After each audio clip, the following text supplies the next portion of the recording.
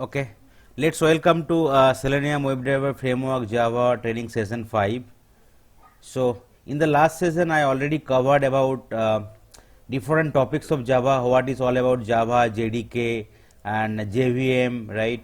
And what are the different data type available, like primitive data type and non-primitive data type? What are the different variable available, and also right? What is object and class? How we can create a object from the class, like that. So today's session we will learn about different kind of loop, right? For loop, while loop, do while loop, and also some if statement, if else ladder loop, if else loop, switch statement, as well as we will know the significance of break statement and continue statement, and also we will learn about inner classes. Just mute your thing. Okay, so what is loop in Java? Okay, so and why the loop is required, right? For some of the cases, right, we need to iterate for condition, number of condition, right? Suppose I want to print same thing, I want to use same line of code for different condition. Suppose I want to check whether the condition is meeting for some values, right? So there may be situation when you need to execute a block of code several number of times. In general, statements are executed sequentially. The first statement in a function is executed first, followed by second, and so on. Okay. So loop statements are used for repetitive execution. There are basically three type of loop is available. One is for loop, while loop, and do while loop. So first we will start about the for loop, then we will go with the while and do while loop. So what is for loop all about? So whenever we know the iteration, number of iteration is fixed, right, then it is recommended to use for loop. So for loop repeats a block of statement for a specified number of time. This is the syntax for loop, right? For, then start value, end value, and increment or decrement. It is increment, so variable name we need to declare. Then we need to use I plus plus or I minus minus. In case we are declaring the variable with the integer, right? So definitely here only integer will be allowed in the for loop. Whenever we are declaring some variable in the for loop, we have to integer only. So this is the sample for printing like 0 to 9 I have given here. So here we will see how the for loop actually work. Okay. So this is the Eclipse. So here in the Java Selenium training project, right, in the package Selenium training, we will create a new class for today's session. New class session 5, and we will definitely check the public static void main method, because we are working with the Java now. We are learning Java. Just we will remove the comment. So what is the syntax for declaring for loop, right? For, start value, end value, increment or decrement operators. Okay, so we will simply use for. Okay, then we need to declare some variable, right? Data type, I already mentioned it should be integer, so I can declare some variable. Okay, suppose say I equal to, I am giving the first condition, right? Start value, it can be start, suppose I want to start from 10. Okay, then I need to give the end value till which value I want to execute the for loop, and each and everything will be separated by semicolon. Okay, so suppose I want to iterate till less equal to 20, that means it will go till 20. In case it is less, so it will go till 19, right? And obviously it will iterate I plus plus, it will be incremental, right?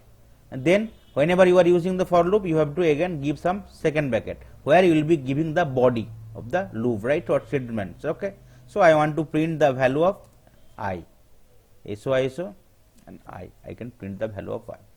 Now if you run it, so what will be the output? It will starting from I equal to 10 and it will go till 20, and it is incremented by I plus only, right? You can see the output is coming as 10 to 20, 10, 11, 12, 13, 14, 15, 16, like that, 10, 20, because I am starting the loop from the 10th and it will go till 20 equal to, less than equal to I plus plus.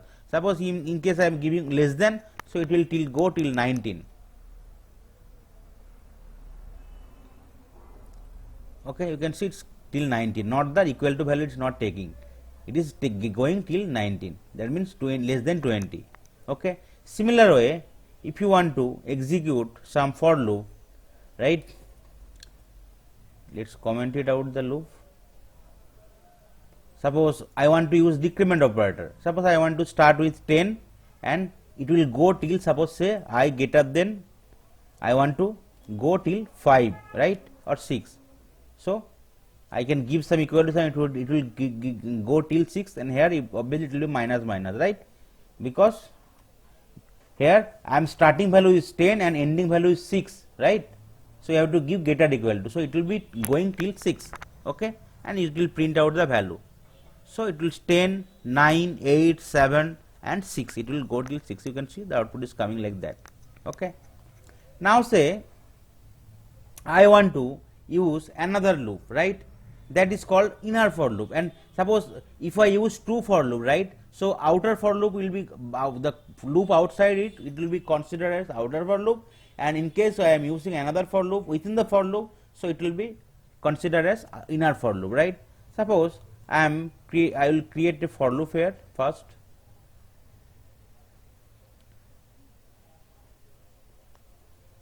Okay, where I am starting with first 1 and I am going till I less than equal to 3, okay, and I plus plus. So in case if I run it, it will give me output as 1, 2 and 3, okay, and so for 1, 2, okay, less equal to, I need to give less equal to, so it will go till 1, 2, 3. Now if I want to use another inner for loop, so for every iteration of the outer for loop, inner for loop will iterate against 1, right, just like when in case we need to deal with multidimensional array, right. So we have to use the inner for loop, right, two row and column. So if for each and every row there will be column, right. So row will be row, I mean horizontal, sorry,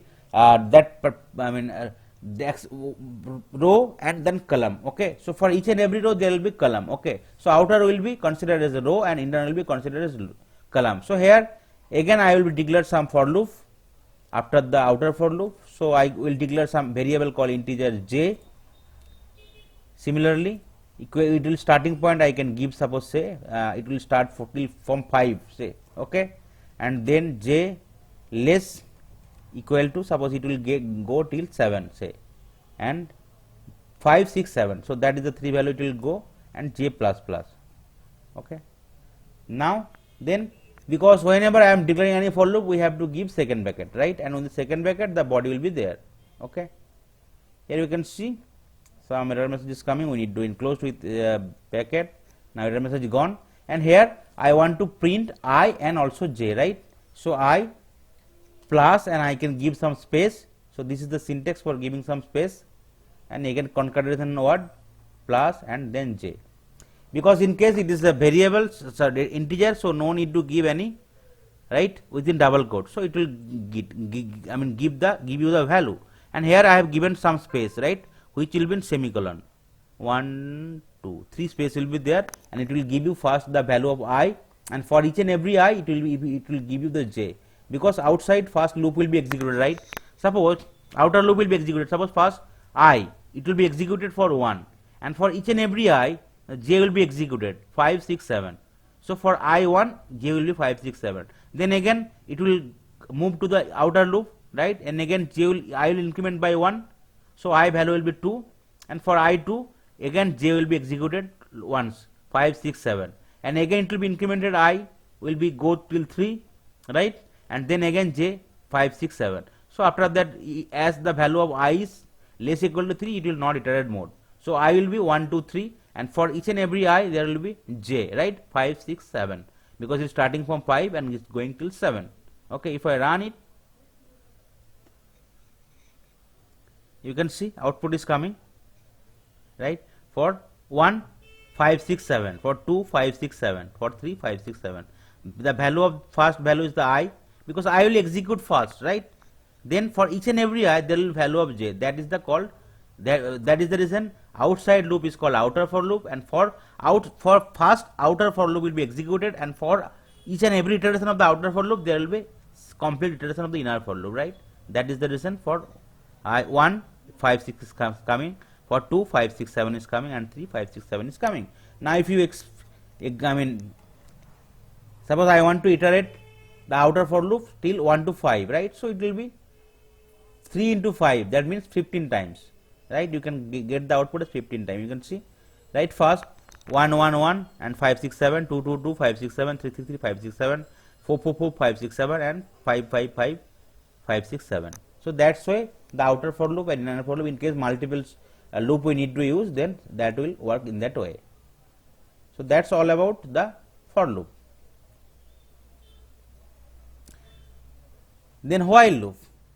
Okay, I already mentioned in case for loop your iteration will be fixed, right? But when iteration is not fixed, we can use while or do while loop. So okay, a while loop statement in Java programming language repeatedly executes a target statement as long as given condition is true. So that is the syntax. We need to initialize the variable, then we need to give the condition, then the statement, then increment or decrement operator, right? So that is the syntax for declaring the while loop. Okay, so I will create while loop here. Okay, so first I will give the condition here. Suppose I want to give the condition as I, integer. I need to define some integer, right? Integer, suppose a equal to, suppose I am giving as 5, right? Then what is the syntax for while loop? While condition. While I am giving the condition here. Suppose I already declared the data type a, then condition I am giving is a, I want to iterate till less equal to 10, right? Then while, after while you need to give second bracket, right? And then here statement, right? So obviously I want to print SOI SOI, the value of I, the value of I. Then you need to give the increment or decrement operator. So not I, here a. You have declared the variable called a. That is the reason is coming error, right? You can see the error message is coming. Create local variables, right? Because the variable I have declared as a for iterating the loop, so it will be fine. Then a plus plus. So that's why you can declare any variables. Okay, it is not like that you have to go with I or j like that. You can declare other variables, any other variable, right? Like that loop iterator, you can declare some variables. Okay, so that's why. Now if you run it, so what will be the output? Output will be starting with 5 and it will go till 10 and it is incremented by a plus plus. Okay, so it is 5, 6, 7, 8, 9 and 10. Yes. So while is the conditional statement? No, it is loop. Conditional type of loop. Loop, right. This is the loop. So statement is like if else, and switch. These are the conditional statement. Okay. While is the conditional loop. Loop, right. So if you go to the previous slide here, you can see here there are 3 type of loops in Java. This is conditional loop, right? For loop is whenever iteration is fixed, we will use for the for loop. Whenever iteration is not fixed, we will use for the while and do while loop, right? And while loop, right, as long as condition is true, so it will execute. In case condition is not true, it will not execute anything. Okay, suppose in case I want to give condition as a less than equal to 1, so let's run it and let's see what is happening. Output, it is not giving any output, right? Because I am starting is like 5 and I am giving the condition is a less than equal to 1, right? So definitely it should not give anything. That is the reason. If I give still 5, so it will give me only one output, 5 only. Otherwise it will give me blank. So here do while loop, first condition will be checked, after that you will get something output. So that is the difference. And whenever I am talking about the do while loop, here do and then while, so it will execute at least one time irrespective of the condition is true or false, right? And after that it will check for the condition. So that is the difference for the while loop and do while loop. Okay, so for loop iteration is fixed, and for do while and while iteration is not fixed. Okay, during execution time you will get to know the iteration. And for the while loop, okay, only it will check the condition first, after that it will iterate. And for the do while loop, it will do at least, the means it will execute at least one time, after that it will go for the condition. Though condition is not matching, still it will execute at least one time. Okay, so Java do while loop is used to iterate a part of the program several times. If the number of iteration is not fixed and user must have to execute the loop at least once, it is recommended to use do while loop. It executes a block of statement at least one irrespective of the condition. First the statement inside the loop execute and then the condition gets evaluated. If the condition return true, then the control get transferred to the do, else it jumps to the next iteration after do while. So as the name suggests, right, do and then while, so it will execute at least one time. Okay, so that I'm just before that, okay, in the while loop, suppose if I will show you later point of time, whenever I will show you the importance of continue and break statement, then I will show you. So here what is the syntax for do while loop? Initialization, right? So I will declare another variable, suppose integer, suppose I am giving d equal to suppose say 10. Okay, this is the initialization I am declaring. Then do, then I am keeping do, right, based on the syntax. Okay, then do, and after that I will give the condition.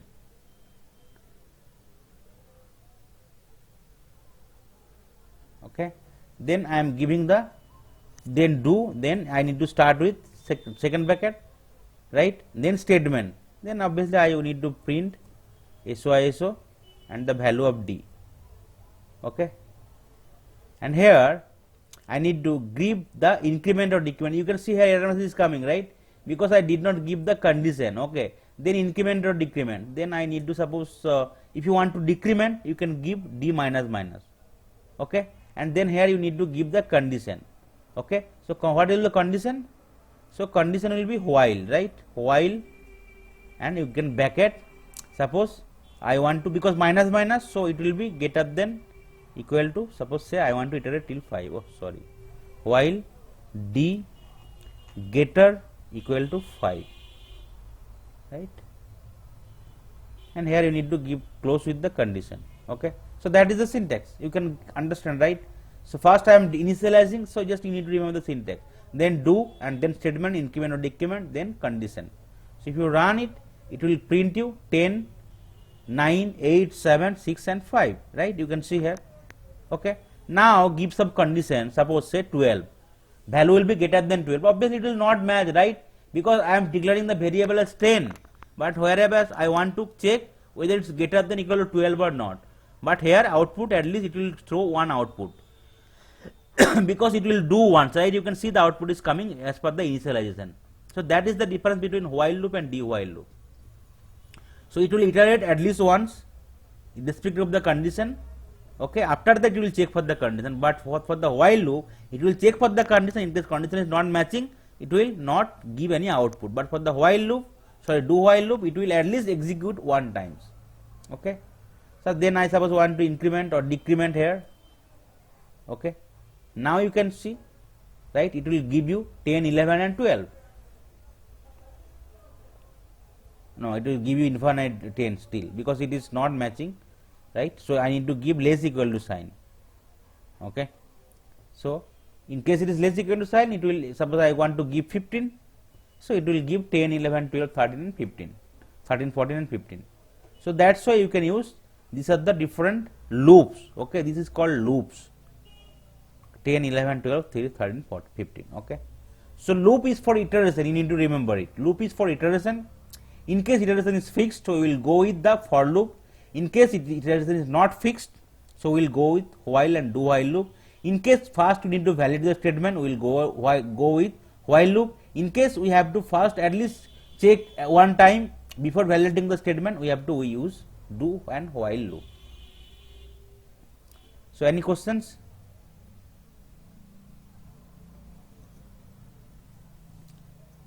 Hello? Is it fine now, right?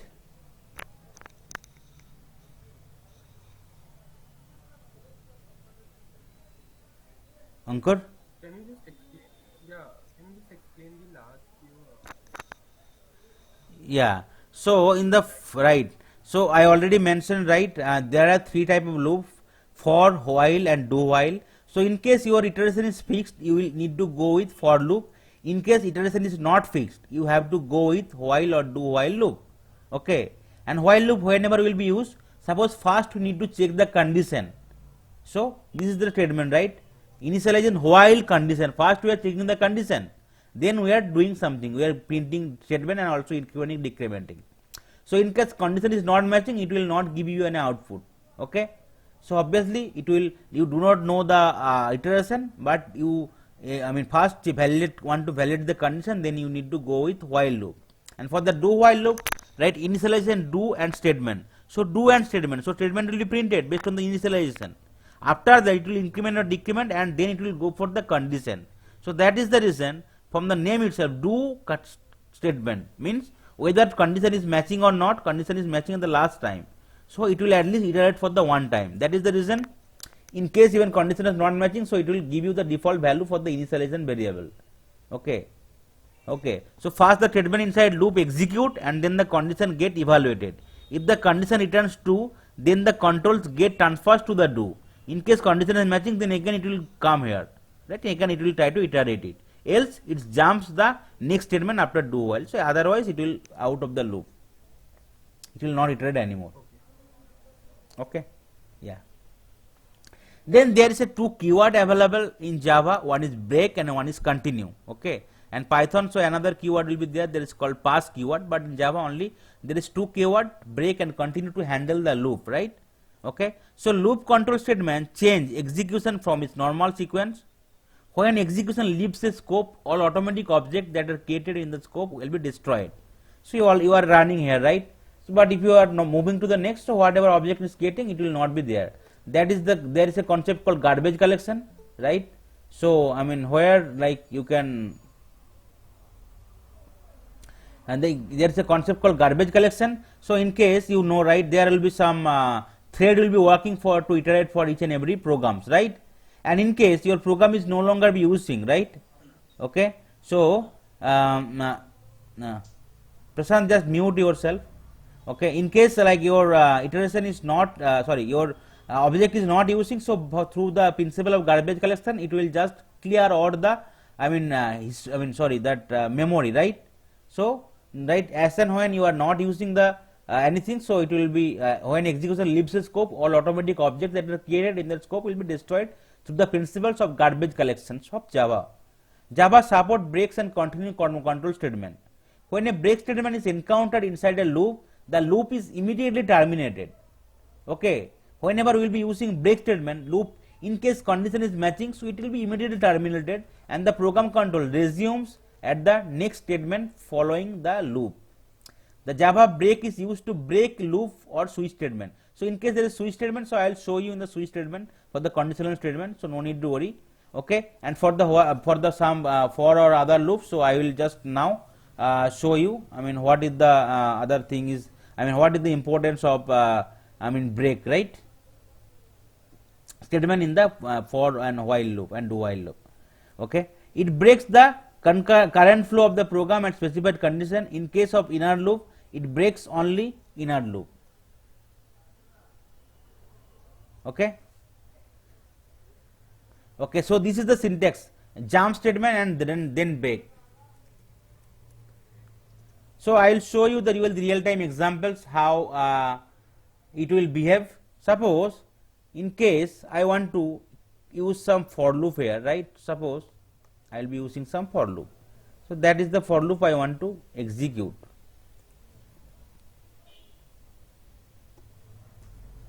Okay.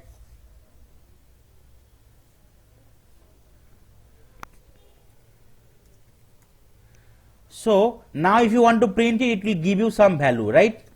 Say now I don't want to, right, iterate few of the things, right? I don't want to get, suppose I want to iterate definitely from I equal to 10 and I equal to and I less than equal to 20, or I less equal to 20, I can give it. So it will iterate from right 10 and it will go till 20 and I plus plus. Now I want to give some condition. Suppose I don't want to print some values, right? Definitely it will iterate, but I don't want to print some values. Then suppose if you want to discard some values, right? Then you can here in the within the loop itself you can use sub if statement. If suppose I don't want to consider some value called 15. Okay. Suppose I don't want to execute, so you need to give I then not equal to 15. So it will not consider 15, right? Okay. And if you want to print that value, so you need to give again another bracket for again condition for the I, right? And you need to close the other bracket. So are you getting it, right? So you need to, suppose say I need to execute all the loops, but I don't want to execute that particular condition, right? So I don't want to print that particular value, I don't want to iterate it. Okay. Now if you run it, you can see here the output will be coming as from 10, right? 10, 11, 12, 13, 14 and 15 is not coming because I don't want to execute in case I is equal to 15. So you can 15 is not coming. Suppose if you don't want to execute another one, you need to give another variable I not equal to, suppose say I don't want to also execute for 18 value, I don't want to print it. Okay. So you can see here the output will be coming from 10 to 12 except 15 and 18, right? So here you can see output 15 and 18 is not coming. Okay. Now say I will show you the importance of, right, continue statement. Okay. I already showed you the not equal to statement, right? Now I will give you the other condition where we need to use the continue statement. Okay. Say I, okay, don't, you already given the if condition, okay, here using two variables, two particular condition, okay. But say in case some condition is matching, then I don't want to execute it, right? Then how you will do it? Suppose in case I equal to, okay, in case I equal to 18, so there will be another way, right? In case I equal to 18, then I will be using some condition here, and then SO you need to give outside of that loop, outside of the condition. Here condition will be continue, just continue, CONTINUE. So output will be same, right? That's code, whatever we have written. Okay. So in case it is 18, it is matching with 18, so it will simply go to the next, but it will not print that. So that is the condition. You can see here 10, 11, 12, 13, 14, 15, 16, 17, 18 is not coming. So similar way, right? Here also in case you don't want to check, and also I can give the condition also and I equal to 15. So that's these two value I don't want to check. So using the continue statement, it will behave in the same way. Okay. You can see here the output will be coming as 10, 11, 12, 13, 14, 15, 16, 17, 18, 19, 20. Okay, it is coming because only whenever you will keep giving continue, so you have to give only one condition. So it will multiple conditions, it will not work, right? So if you give suppose say 15, so 15 will not be printed. Okay, and after that, it will, after checking the condition, it will go for the remaining iteration. That particular condition will be skipped. So that is the importance of continue statement. Okay. So if you can see here 10, 11, 12, 13, 14, 15 is not there, 16, 17, 18, 19. Okay. So that is the importance of continue, and the next is break. So I will show you another loop examples. Okay. The continue keyword can be used. Okay. So this is the break I have covered. Okay, so the continue keyword can be used in any of the loop control structure. It can causes the loop to immediately jump to the next iteration of the loop. The Java continue statement used to continue the loop. It continues the current flow of the program and skip the remaining code at the specified condition. So in the break statement, it will immediately terminate the loop. Okay, whereas for the continue statement, it will keep that particular condition and it will iterate for the next condition. Whereas if you just simply change it to break instead of continue, if you change it to break, then what will happen? So whenever the condition is matching I equal to 15, it will immediately terminate the loop and it will not execute the remaining iteration. So that is the difference between continue and the break statement. You can see here output is coming 10, 11, 12, 13 and 14, and as and when condition is matching with I equal to 15, it will immediately terminate from the loop. Okay, and whereas if you use continue, only that specific condition will be skipped, but it will continue for the next iteration as well. It will continue the complete loop. Okay, you can see here only I equal to 15 is not getting printed, but it is again starting for the next iteration. So after 13, 14, 15 is not there, 16, 17, 18 and 19, 20 is printed out. As and when you are changing it to break, so it will be after meeting the condition, from that condition it will terminate the loop immediately and it will not reiterate the next condition, it will not check for the next condition. So you can see 10, 11, 12, 13 and 14 is coming. Okay, so I want to print the, I want to iterate the loop from I equal to 10 equal to 20, I plus plus, but as and when condition is matching 15, so immediately it will be breaking the loop, it is terminating the loop and it is printing the other part, right, 10, 11, 12, 13 and 14 before, right, meeting the condition. So that is the basic difference of two keyword in Java, which is the break and another is the continue.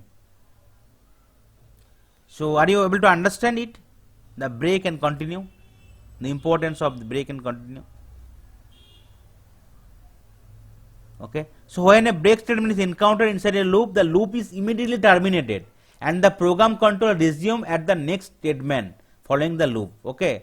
So in case you want to write something here after the loop, so it will be printed out. Suppose after the break, if I want to print something, you can, because it is outside the for loop, right? It is outside the for loop. Okay. So you can, I want to print something called outside for loop. Okay. Now if you run it, you can see it will print till 10, 11, 12, 13, sorry, 10, 11, 12, 13, 14. After that, it is going to the other part because it is outside that loop, for loop. That's its complete for loop and that is outside the for loop.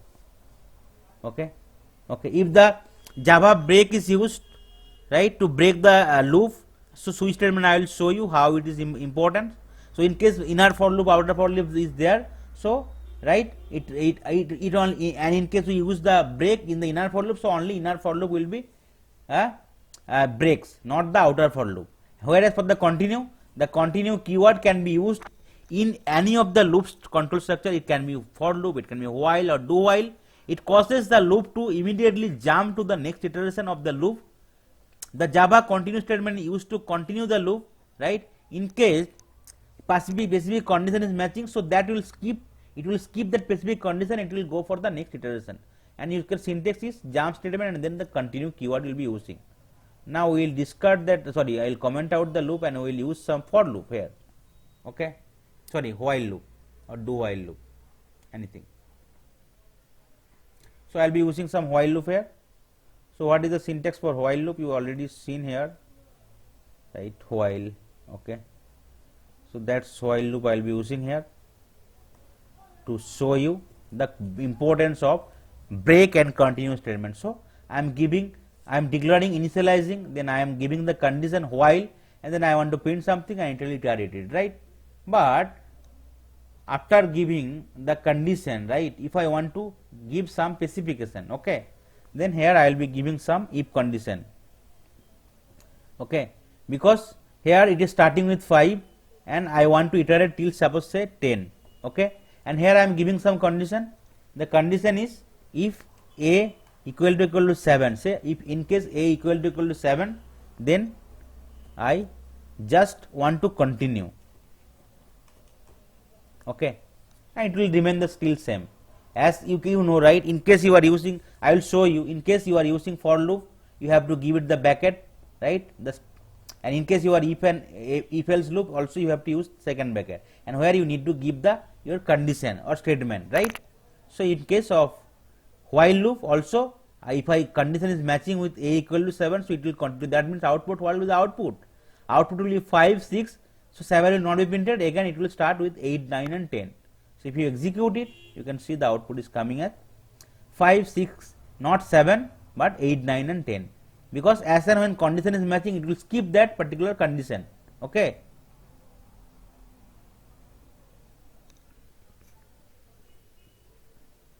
So here I plus plus here in the initial, okay. So another thing I need to use in case it is while loop, so I have to here give some iteration again. So that is the difference. Otherwise it will only use for the break statement. Okay, and after that if you execute it, so in case C it will be working. So that is the syntax. You can see here 5, 6, 8, 9, 10.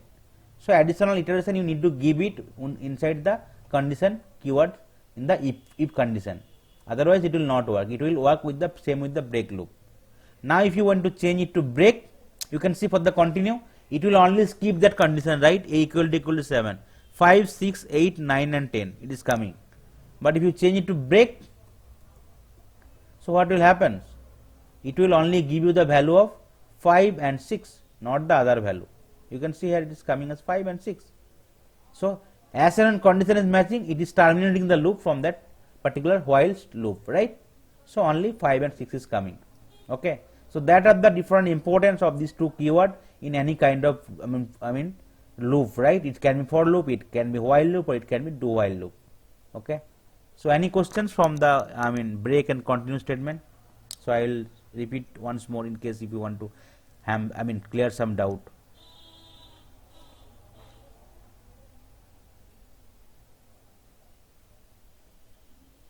Can you explain this one once again? Okay. For this, Okay, so this is the syntax, right? Integer, you need to initialize, then you need to give while, and this is the conditions. So forget about this part. Okay, forget about this part. Okay, and this is the statement, and this is the iteration, right? So that is the syntax for while loop, right? Initialization, then I am giving the conditions, then right, and within the second bracket I need to give, because it is starting with that second bracket, right? And this statement is under that second bracket. Okay, and then statement, and then increment or decrement. Okay, so that is the while loop. And now if I want to use some continue or break statement, then definitely we have to use some condition. Otherwise, what is the importance of using this statement? The statement will be using to check some specific condition within that loop. So I am giving some condition. Suppose in case the value, definitely it will start with 5 and it will iterate till 10. But I want to check if the condition is matching with 7, I want to continue. That means in case I am using continue, so it will just keep that condition and it will iterate for the remaining iteration. Okay, and here you need to use again iterate it within that if condition. Otherwise it will go out of that loop. So that is the one terminology you need to use specific for a while statement. Sorry, while loop. Okay, and in case you are breaking it, so obviously as and when condition is matching, so it will break the loop. That is the reason 5 and 6 is printing out. And in case you change it to continue, so only it will skip for the specific condition, but the other part, other iteration will be still executed. Now if you run it, you can see.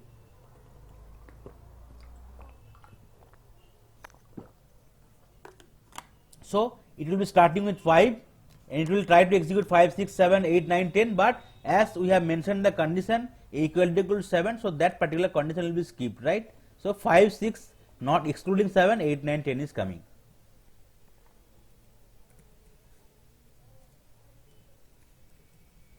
Is it clear or still you have some questions? yeah. Okay, great. Okay, so that is all about loop and different keyword relevant to loop.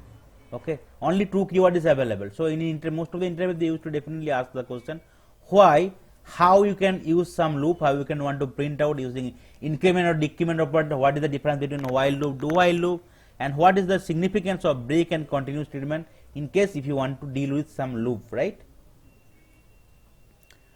Then I will go with the conditional statement. So there are two kind of, one is loop and one is the conditional statement, right, in Java. Okay, so conditional statement are used to insert verification point and error handling. So loop is for iteration, whereas conditional statement are used to insert verification point and error handling. Okay, there are 5 type of conditional statement available: if else, else if or if else ladder, and nested if else and switch statement. Okay, nested if else means within a if else, so you can add some if else, more if else, right? So first I will show you what is the importance of if statement. If statement is used only to specify a block of Java code to be executed in case condition is met. So you will giving the condition, then statement. So in case condition is not meeting, so it will just give you the blank output, right? Suppose I want to define some variable. Okay, suppose integer age or student age. Okay, and if I want to declare some variable, suppose say I want to check student age as 20. Okay, I am defining some variable student age. Then I will check whether student is adult or not. Definitely you know in case it is more than 18 years, so student will be adult. So that condition I want to check. So if condition and statement, right? So after declaring the variable, so I will be using the condition. Okay, if the variable is greater than 18, right? if it is greater than or equal to 18, then my condition, the statement will be come. You need to give some second bracket, right? You can see here, right? If condition and then second bracket and then statement, you can give multiple statement. So I want to print, right? Student is adult. Okay, so that I want to get the output. Now you mention student age is 20 already, so definitely age is more than 18, right? So it will give you the output, right? So that is the for if loop only. You can see student is adult is coming. Now if you change it to 10, whether your condition is matching, no, it's not matching, right? You want to check for greater condition, so it is not matching. So if you run it, you can see the output will be coming as blank, no output will be coming, right?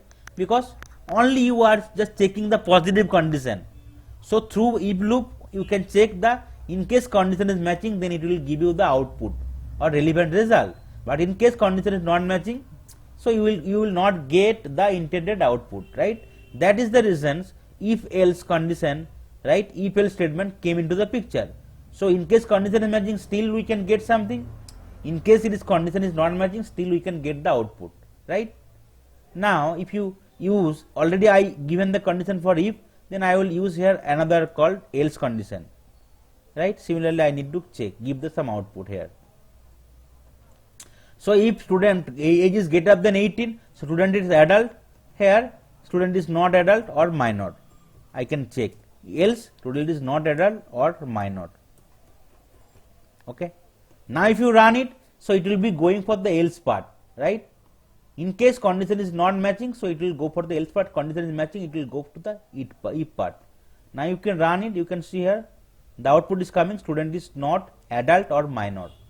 Okay, and again if you change it to 30, so in case condition is matching, so it will go for the if part. Okay, that is the if part.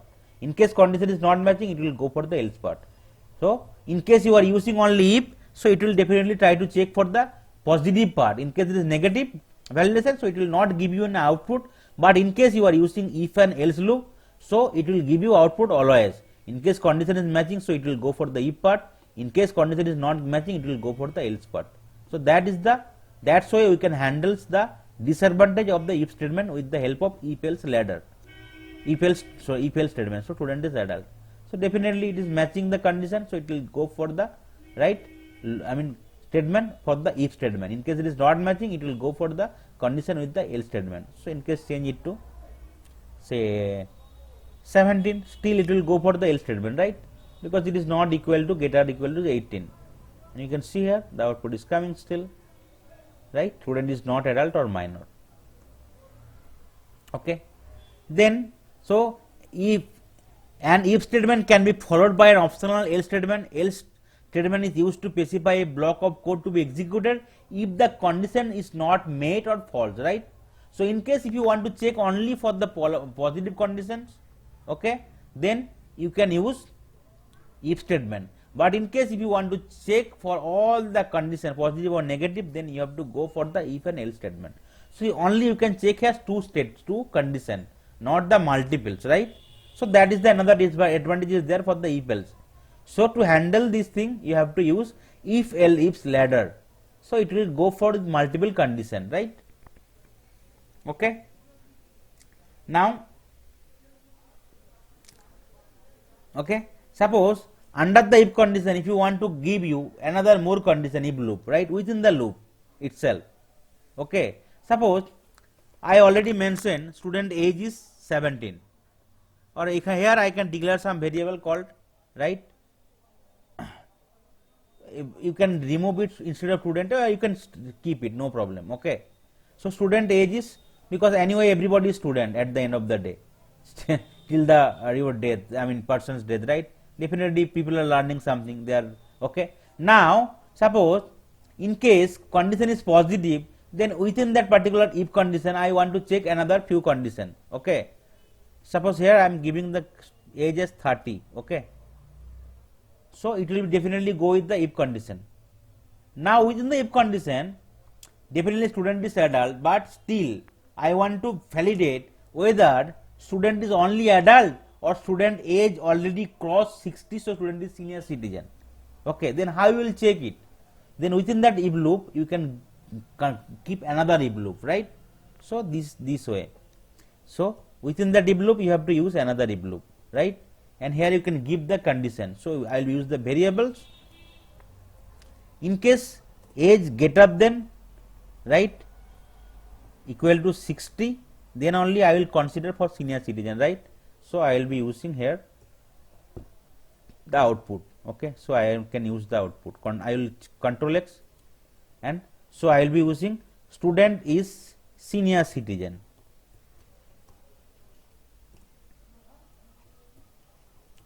Student is adult and senior citizen, right?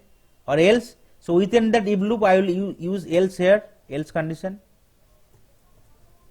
and I will print output as student is adult but not senior citizen. Okay, so you can see in case age is greater than 80, I want to again check some condition only in case age greater than 80. So I will be using another if loop, if and else loop. So this is called nested if and else loop, right? So loop within the loop. Okay, in case it is not greater or equal to 18, so it will directly go to the else condition, and if it is greater or equal to 18, so it will again check for the condition whether it's still greater or equal to 60, so it will print you the student is adult and senior citizen. In case it is not, okay, senior citizen, it is not, so you will give the output as student is adult but not senior citizen. Okay, if you run it, you can see here the output will be that loop. Student is adult but not senior citizen, right? So as and when student is age is greater than 80, it will go for the if and else condition. So in case if condition is not matching, so it will go for the else, and now it is going for the else.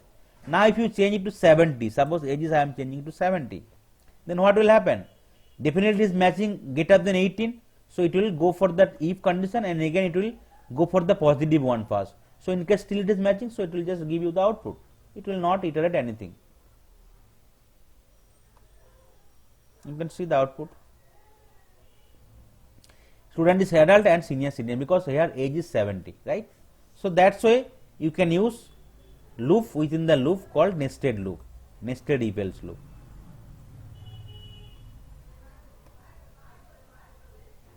Okay, now I will show you like if else if ladder, right? So in case multiple condition is there, right?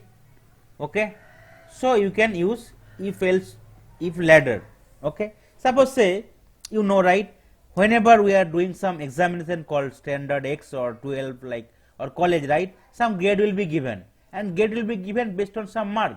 Okay, suppose you have say only one subject, so obviously if the mark is greater than 90%, so you will be kind of like grade will be your grade will be like kind of grade A or it's excellent, like that, right? Okay, so similar way, in case it is 80 to 90, it will be like very good. If it is 7 to 8, it will be good, mediocre and fail, like that, right? So in case you need to check with multiple condition, so you can still give it like that. Okay, so here I will show you how you can use else if statement is used to specify new condition when first condition is false, right? So whenever every condition is false, it will go for the other condition, or in case all the condition is false, it will go for the else condition. You can see here condition 1, it will check execute this statement in case condition 1 is true, or it will go for condition 2, 3, like that. In case none of the condition is matching, it will execute this statement in case none of the condition is true, else part. So here I will declare some variable called integer, suppose mark, right, equal to marks. You can give, you already given so many exam. I want to declare, suppose now I am just giving the value as 30. Then I will be using sub if else loop, right? If say marks, that is the variable name, marks value getter. So suppose first mark is suppose say 50. Okay, getter equal to, in case it is matching with 50, so it will be pass. Suppose I am giving the condition as in case it is matching only 50, it will pass.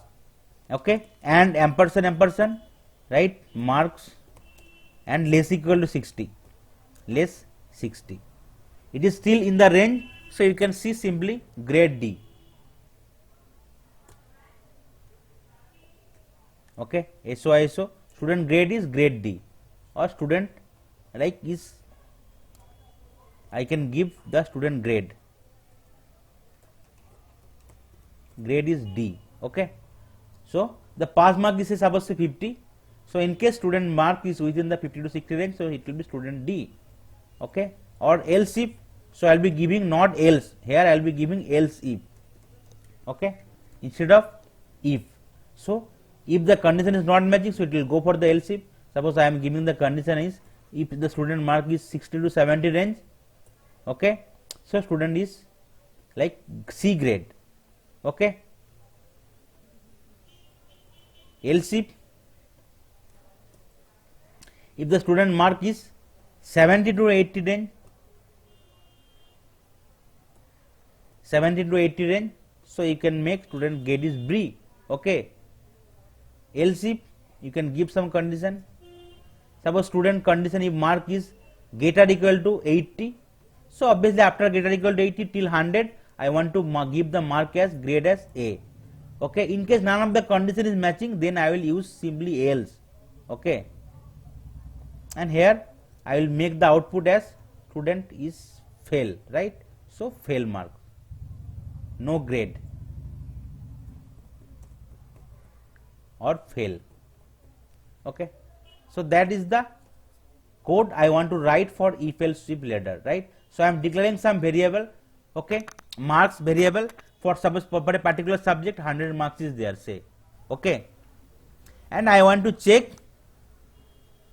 in case mark is 50, it will pass mark, and definitely in case it is pass, then it will go for the grade. So I will be giving the condition if the mark is 50 and 60 range, right? 50 to 60 range, mark is greater than 50 but within 60, so get D. 60 to 70 range get C, else if 70 to 80 range get B, and if it is more than 80, so it will be grade A. More than 80 means you can also give the condition as ampersand 100 equal to, but 80 to 100 definitely it will be 100 only, right? So I am giving the 8. Else in case student is not matching with that condition, so it will be, right, no grade or fail, grade or fail. So definitely student will be fail. Now I have given the condition as mark as 30, right? So now if you want to run your code, what will happen? You can see the output is coming as no grade or fail, because the here I have given the condition everything is greater than 50 only. So in case none of the condition is matching, so it is failing the student. Now if you give the condition as suppose 55, then what will be the grade? It will be, right, 50 to 60 it will try to check, it will give you the grade as D. You can see it is coming as grade as D, that grade D, right? It is 65, so it will be grade C, because it is range of 60 to 70. You can see it is grade C. Suppose it is 78, so it will be range of 70 to 80, right? 79 also, so it will be grade B, 70 to 80 range, right? 79. If it is more than 80, so it will be grade A. So I will be again giving condition. Now it is 79, so you can see grade B. Suppose if I give 99, so definitely it will be grade A, right? It is more than 80. So that's why you can use if else if ladder. Okay, you can see grade A, right? So in case if you want to check for multiple condition, then you have to go for if else ladder, right? So if, then again else, because it will again up in case that second condition is not matching also, it will go for third, fourth, like that. So you have to use if, else if, still if you, and else will be last part. So in case none of the condition is matching, so it will go for the last final validation, that is called else. So condition 1, execute this statement in case condition 1 is true. Condition 2, in case condition 1 is failing, so it will go for the second condition. If in case condition 1 and 2 is failing, it will go for the third condition, like that. You can give so many else if, and in case none of the if or else if condition is matching, it will go for the else condition. So none of the condition, it will go for that, and it will give you the output. So that's all about for the conditional statement in if else, nested if else, and else if ladder. So I will go for the switch. Before that, any questions?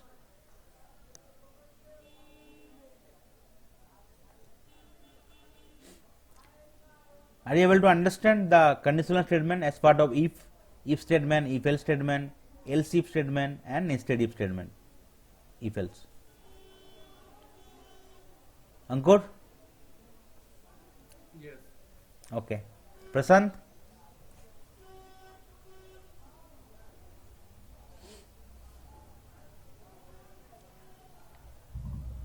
Okay.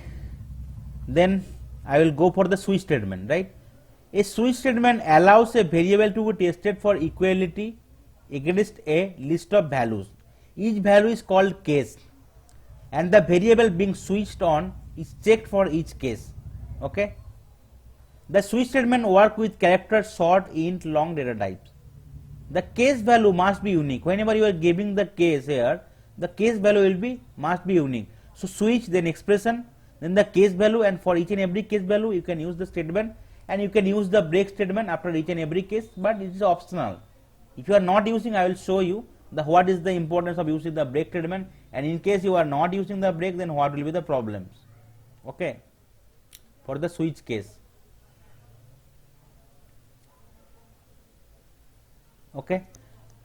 So in case of duplicate value, it will throw compile time error. In case each and every case should be unique, you can't use duplicate value.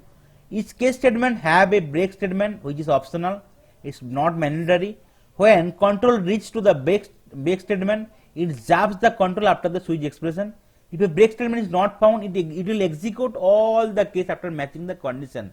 That is the reason break is used. So as and when your condition is matched, there is no point of executing the remaining line of code, right? Because you already satisfied with your work, right? Then why you not need to rework or maybe iterate for the other loop, right? So that is the reason. In case condition is matching, so it will terminate the loop, right? In case it is switch condition or in case any loop.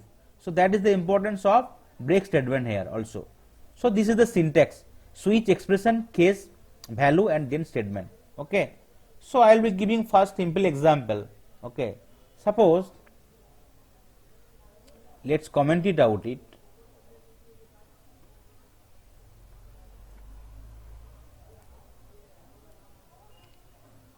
Okay. Similar way, here I can give you, or maybe other way, I will just declare a variable called, okay, integer class name.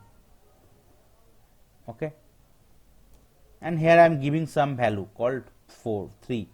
So I want to check whether the class is class 1, 2, 3, 4, 5, 6, 7, 8, 9, 10 like that. Okay, or maybe I can just want to check for the primary class 1, 2, 3, 4. Maybe you can still give more conditions. So just I want to check a student definitely studying in the primary section. So obviously it is 1, 2, 3 and 4.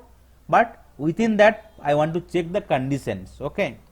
So you need to use switch statement, switch keyword, and here you need to give the variables. So whatever variable you have declared. So that is the way we are declaring. So I am going to the sentence once more. Okay. This is the syntax: switch expression. Okay. Then you have to give second bracket. Right. So definitely I have used the variable name, declared the variable before switch statement. You can see some error message is coming because it is switch, not switch.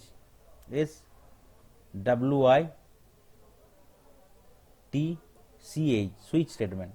Okay. In case it is not matching, so it will throw some error.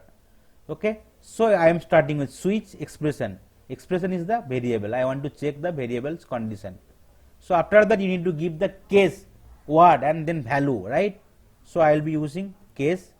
It will be lower case and value. So it will be integer. So it will be 1, 2, 3, 4 like that, right? And you need to give colon. Okay. Then you need to give some output, right? Suppose in case it is matching with 1, so student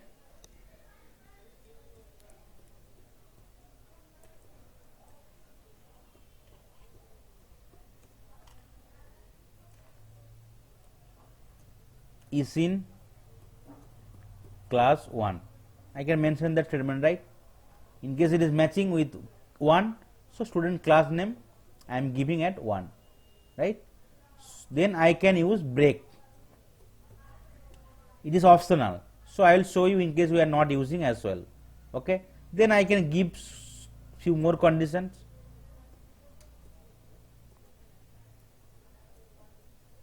Now you can see error message is coming because your condition value should not be duplicate, right? Here you can see duplicate case. So if you change it to 2, so it will, I mean, that is no error message is there anymore. Now you can change it to 3, so it will be student will be class 3. If it is 4, student will be class in 4. Like that you can check till, I mean, college as well. So like student is class 4, 5, 6, 7, 8, 9, 10, 11, 12, like that, because that is called class. After that obviously there is an engineering or whatever subject you are studying, so it will be there, right? And after that there will be default condition, right? Default, and then definitely after default there is no usage of break, because after that no condition is there, so I will be using simply default. Okay, and here no need to give any variable value, it is simply it will be default, right? So I can mention student is, student maybe student completed, right, primary education. Okay, if it is more than 4, so it is class 1, 2, 3, 4, like that, so student is completing more, already completed primary education, that is the reason it's 5, 6 or 7, like that, right? So this is the default. Okay, so that is the syntax, right? So first you need to declare some variables, and where we can assign some value, then switch, then expression, then second bracket, then the case, then the value, right, of the variables, how the variable value can differ, then your statement, and then the break, and there is again case, again statement, again break, again statement, again case, again statement, again break, again statement, like how many statement you want to give. After that you have to give default statement, because in case none of the condition is matching, just like the if else loop, right, so it will go for the else part, right? So it is default, and you can see the output. After default there is no point of break, because definitely there is no other condition is there, so we are not using the break. Still you can use it, so there is no, I mean, usage. If you are placing break or you are not placing break, so there is no impact on the code. So I want to check class name equal to 3, so what will be the output? So it will go for that check, right, condition, so it will give you the output as 3. You can see student is in class 3, you can give it to 1, what will be the output? Student will be in class 1, because it is matching with the class 1, case 1, right? Output will be student is in class 1. Similarly student age is 4, so it is 4, class 4, student is in class 4. Now it is go beyond the condition whatever you have mentioned, so it will go for the default one, right? Suppose you are mentioning 7, so what is student completed the primary education.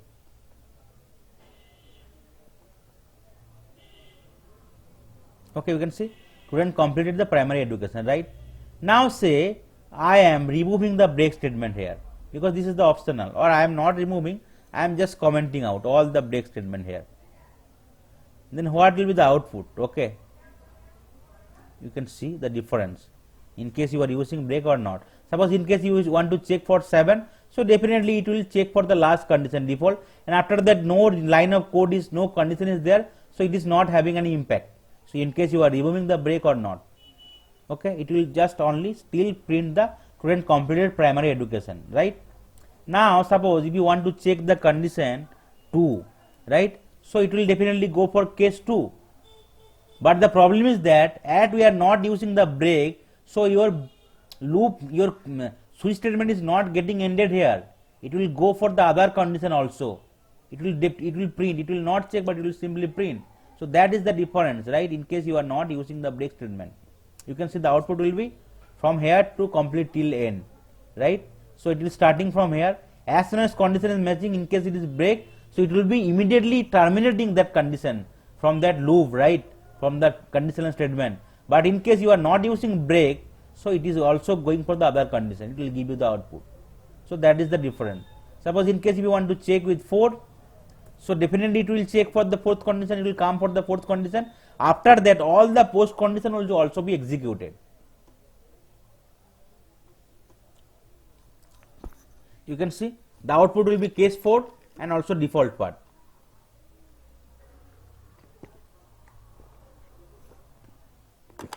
So student is in class 4 and also the default part, student completed primary education. Okay, so that's why switch statement can be used. Okay, I will be giving you another example of switch statement. Okay, so here I can declare some variable called character C, and I can give some value here, right? So that's I already show you here grade, right? Character grade I can use just like the grade we have used here, right? Right, A, B, C, D and default grade. Variable name is grade, and I can give any grade here. Then I will use simple switch statement, switch is WITCH, and here I will be giving the condition, right, the grade, and I will start with second bracket, right, and here I will be giving the case, and here I can give A, right. Okay, and as it is character we have to give in the first semicolon inverted comma, right, because in case it is integer you can simply use the integer, and you know, right, difference in data type relation. In case it is string you have to give in the double quote, in case it is character it is single quote. So here, right, the switch statement actually relies with, deals with different, right, character, short, int, long data types. So you can still use character. So in case it is case 1, so I can print the output is grade A.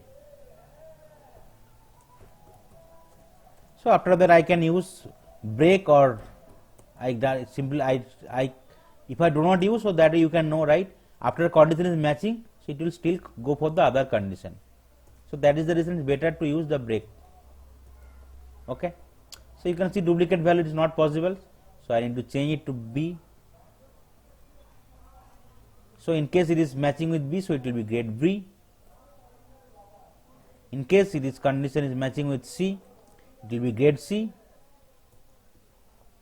If it is D, so obviously just pass mark grade D, or default, here I will be changing it to default. So case, okay, only you no need to use the word called case, only default here, as it is a character, so it will be no grade or fail.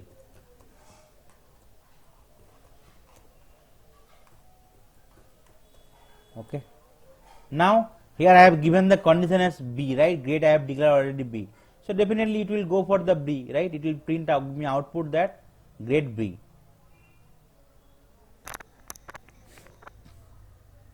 You can see the output is coming grade B. Now if you change it to D, so A, B, C, D condition is already matching, but in case I am giving some more condition which is not matching with A, B, C, D, so it will go for the default condition. You can see the output is coming as grade D. Now if you give it to F here, so this is the character, only one character you can define, right, so it will go for the default loop. Okay, default loop is no grade or fail. You can see the output is coming as no grade or fail. So that's why you can use switch statement. Okay, in case you are removing the breaks here, only one break I am removing, okay, or I am commenting out, but other break is there, so what will happen? And now if I want to check with C, because after C I have just given the break point, right, so it will definitely execute the statement for C, and after that it will execute the D, and after D here is a break, so it will break, so it will give you grade C and grade D. Okay, if you remove the break for grade D also, so it will go for the default as well. So that is the useful of break. In case you are using break, you can see the output is grade C, because after grade C I have commented the break, so it will definitely go for the D, and after that break is there, so it is not executing the any loop, any condition more, right, it is just stopping the loop execution. Okay, so that's all about for the switch conditional statement, right. In case if you have to check with multiple, right, conditions, right, and it can be supported with different data type like character, short, integer, long data type, and in case the conditions would be unique, duplicate value, it will throw some compile time error, right, and break statement after each and every switch condition is kind of optional. In case you are not using it, so definitely all the output will be printed, and in case you will be using it, so immediately as and when condition is matching, so it will stop the execution, it will terminate from the switch condition. Okay, so any condition, any question so far from the switch conditional statement? Are you able to understand it properly?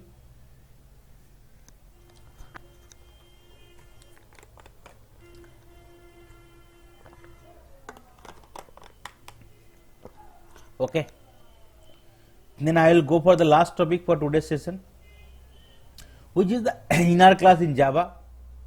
So I will comment out all the line of code so that I can share with you and you can do the practice in case you forgot something. You already heard like loop, inner loop, outer loop, right? So here in the for loop we have used something called outer loop and inner loop, right? This is the outer loop and this is the inner loop, right? Just for loop. Similarly, also for the class also, right? Similarly for the class also there can be inner class.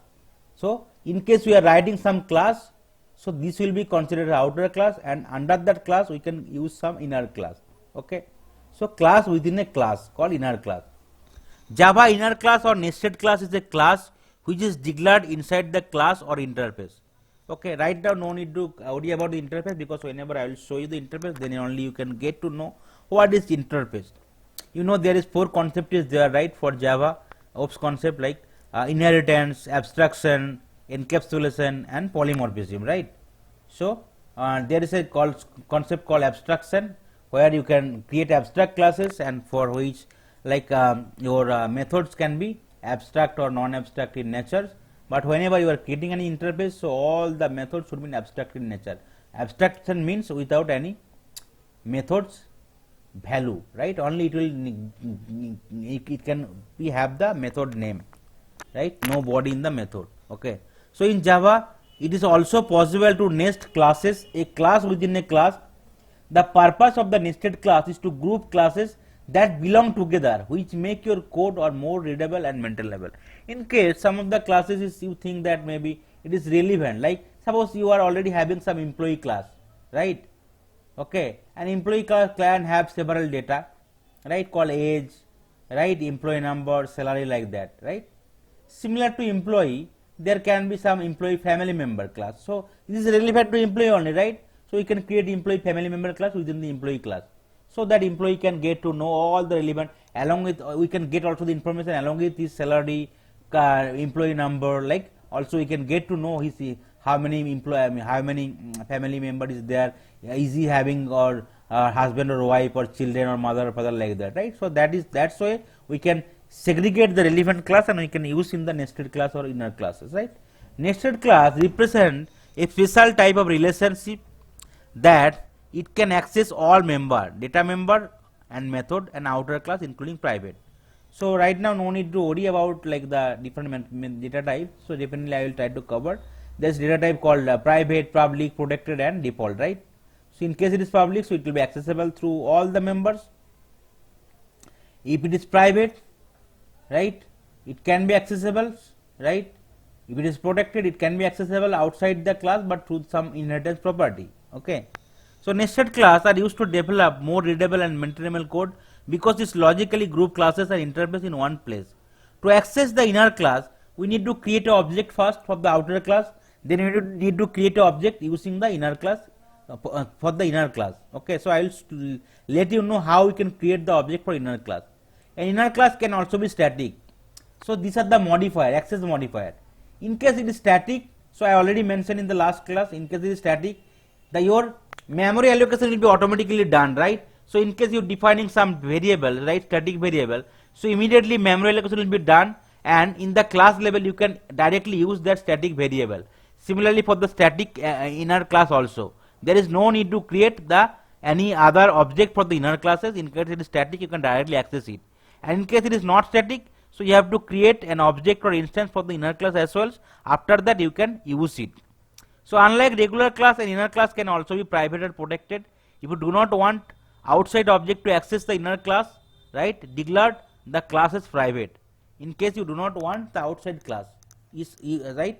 So in case you are declaring the class type as public, so any object can use it.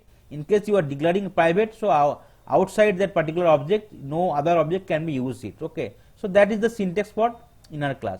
So okay, so I already created a class which is session 5, right? Here I can declare some variables. Suppose integer I want to declare some variables. I equal to suppose say 10, right? Okay, so you can see error message gone. Now after the within the class session 5 I want to create some inner class. So what is the syntax for creating the inner class? You know, this is the class name. You can define some access modifier, but I will not define the class, right? And then name. Suppose I am defining the inner class. Class name as inner class. And then whenever you are declaring some class, you need to be within the bracket, right? So that is the syntax. So this is the class, and within that class we are creating some inner class, right?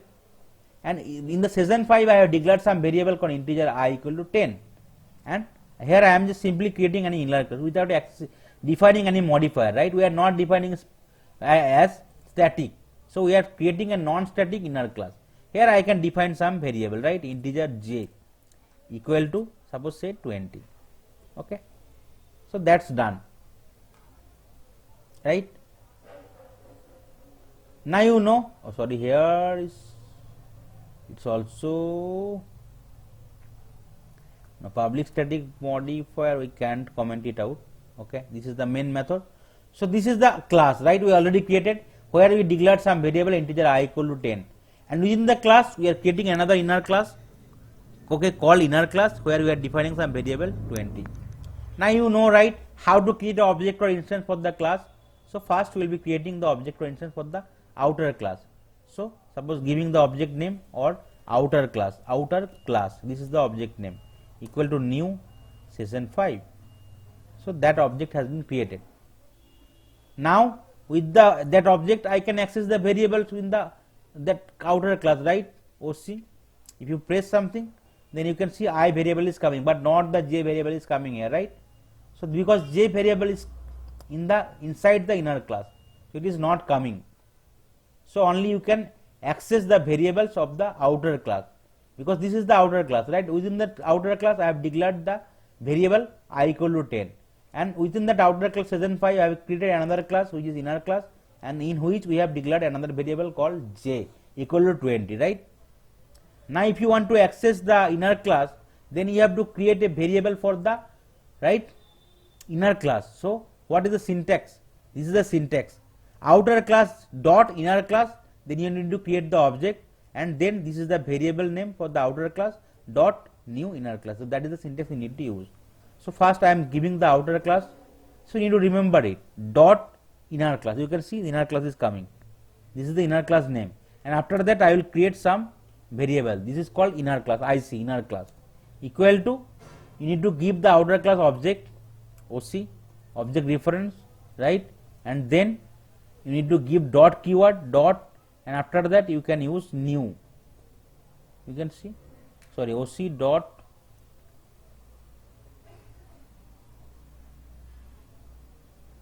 OC dot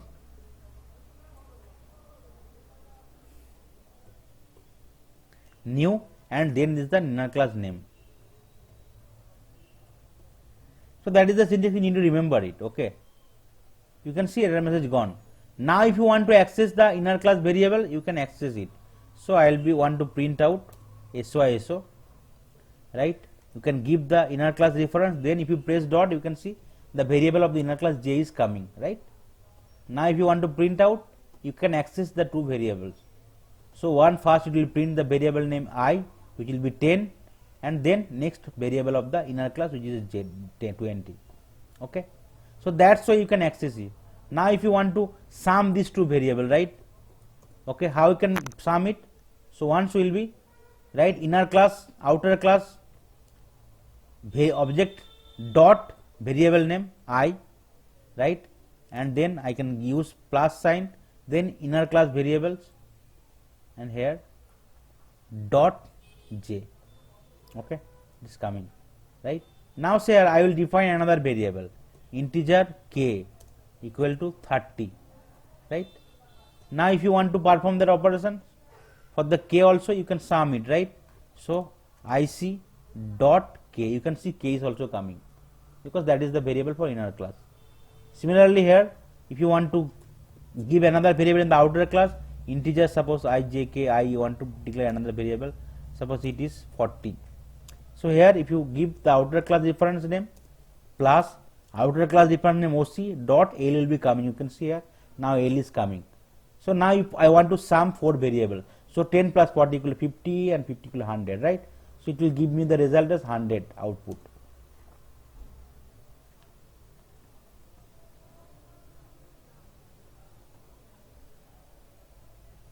Okay, you can see first it is giving 10 for the value of I, right? Then the value of j is 20, and then it is summation of all the value.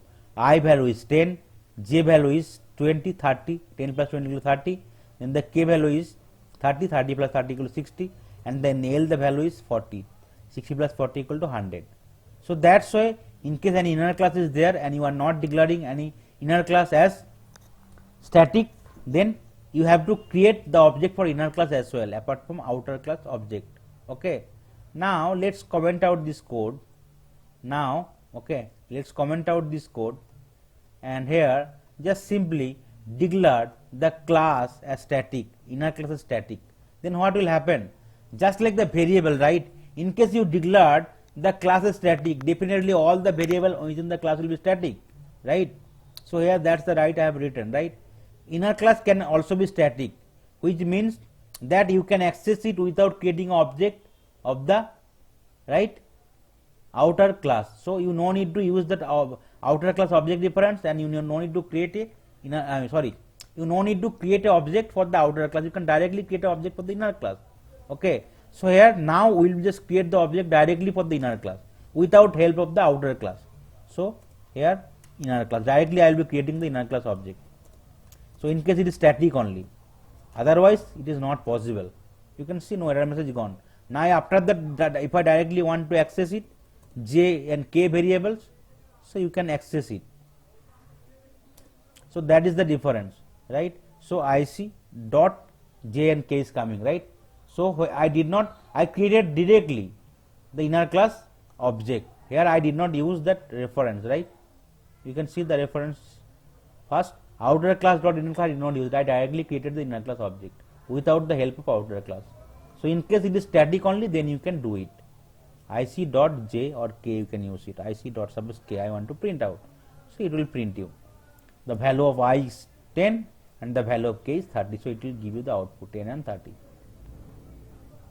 You can see here output is coming 10 for the value of I, which is 10, and then the value of k is 30. It's coming as 30 in the output.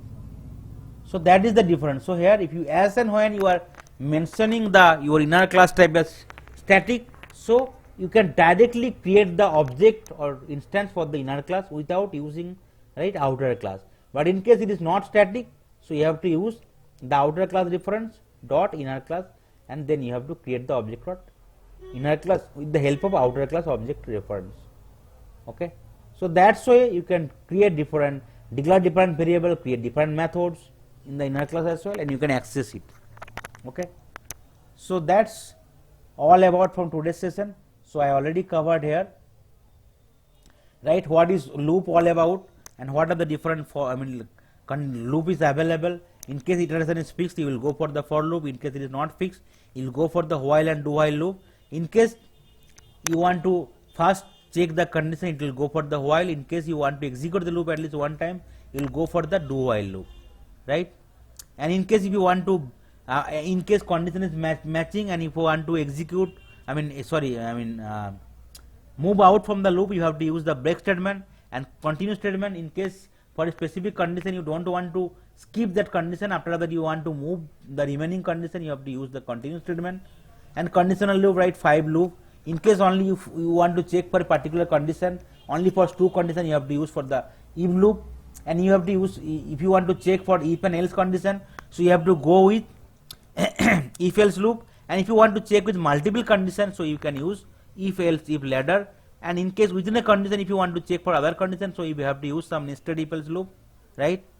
And switch condition, right? In case there are a lot of data type, for data type if you want to check for multiple condition, you can use switch condition also, similar to loop if else ladder loop. Okay, and you have to give some value, and for each and every case you can use some break keyword, and the last you have to use default. In case you are not using the break, so after the condition is matching, it will also iterate for the remaining switch case. Okay, and inner class, so class within a class is inner class. In case inner class is not static, So you have to first create the object or instance of the outer class, then with the help of the object and with the help of the outer class you have to create the object or instance for the inner class, then only you can access the variables or method within the inner class in that main Java main method.